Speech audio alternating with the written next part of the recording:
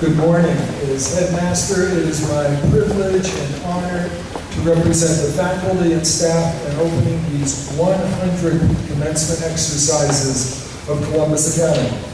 And while this may be the Academy's 100th, it is the first, last, and only commencement for the 80 seniors we honor today. So let's have an appropriate mix of seriousness and celebration in our ceremony. In regard to ceremony, it's been our tradition to have the official welcome delivered by the president of the senior class, so Victor Liu will make his way to the podium soon. Victor arrived at Columbus Academy in the 7th grade and immediately made a positive impact on his classmates and impression on his teachers. It has been most heartening through his time in the upper school to see Victor mature from likable learner to impressive achiever, caring community member, and leader. Beyond bringing up top grades in virtually every advanced course Columbus Academy offers, Victor impresses us with his intellectual curiosity and his Yoda-like calmness and wisdom. I am happy to turn this microphone over to him, fully confident that Victor Liu will today, as always, have something that is worth listening to. Wow. This was a truly awesome day. So I have the distinct honor of welcoming you all to this year's commencement and graduation. And normally, what is fairly standard protocol for this speech is I first extend a very warm welcome to Ms. Timmons, our President of the Board of Trustees, Mrs. Kessler, our exceptionally accomplished commencement student here. I am so looking forward to this here. Ms. McKenzie, our great and ever dedicated headmaster, the members of the Board of Trustees, and of course, everybody here in the audience today. But I don't feel right doing that first, for this commencement in particular, because this is not your average commencement, nor is it an ordinary graduation. And I feel like that needs to be stated explicitly before we head off into this ceremony. What you are all about to witness today is not only the graduation of just an outrageously phenomenal graduating class, but also the end of an era for Academy, and a very significant one at that. First and foremost, as many of you probably know by now, this will be Mr. McKenzie's final commencement as headmaster of our school. And I feel like 16 years of service to Academy and an unwavering dedication to its progress does not deserve to go unrecognized at the onset of the last official school event ever. So please, let's give it up for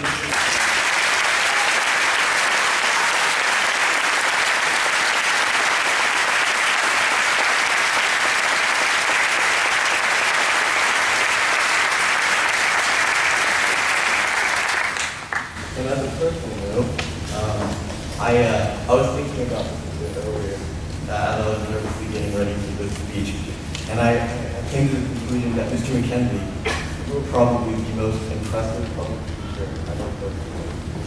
And as I stand here delivering a speech of my own today, I would love to take a lot of inspiration from as an orator. So just know that you will never be forgotten by me or by the history of the people, because your impact is truly. Today is also the end of an era in the sense that this class right here consists of the last students of a host of Academy's finest teachers. Legendary teachers like Mr. Dobbenmeyer, Mrs. Hawk, Mr. Tom, Mr. Booth, Mr. Jones, Mrs. Cordo. I mean, these are some of the last Academy kids that they will have ever taught or written college recommendations for. And I think that in its own right signals the end of a different kind of era for Academy as we go off and carry on the last of their legacy into the world of higher education. And lastly, this is, of course, Academy's 100th graduating class, which for one, I think is a very cool number to have a science year class. 100, I mean, that's pretty sweet, I don't know. But more importantly, I think it represents a sort of milestone in the school's very rich history. It's sort of a way to look back on those first few graduating classes, see how far we've come. I really think that those first few classes and the members of those first few commencements would have never imagined the sheer amount of diversity of background, diversity of interest, diversity of talent that permeates the school today, and in this class in particular. But of course, with every end of an era, a new one is ushered in, and there is no doubt in my mind that Academy will see much success in the years to come under the guidance of our new head, Ms. Soderberg, and as we head off into a new direction, a new start, if you will. But hey, let's not forget the entire reason we come out here today. Today is the graduation of what could quite possibly be the greatest class Academy has ever.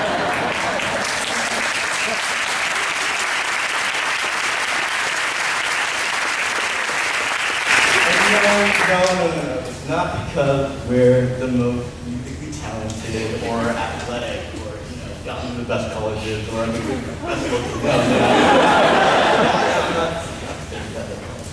No, I'm kidding. Obviously, I'm a bit biased towards my own class. I'm sure we all are. But and I could go on and on forever on how I think this class right here is hands down the greatest.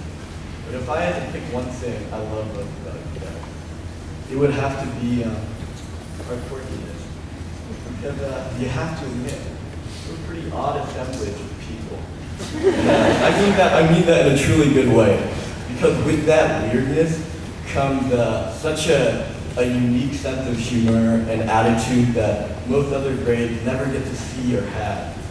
And it really warms my heart to have been able to walk into school every day and see all you guys.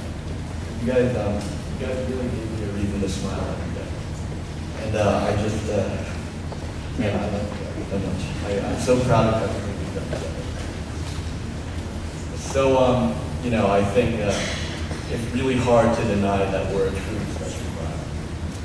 I mean, when you have a class with musicians who perform across the country, with talents ranging from classical vocalists to rock stars to rappers, a class with amazing athletes, state title winning athletes, and athletes that compete on the national and international level, and a class who's third most matriculated to college next to The Ohio State University and Miami University is Yale, and a class who, against all odds and can pull off a prank that involves nuggeting and dip dyeing together every last backpack in the entire upper school, all in like under 20 minutes and in broad daylight.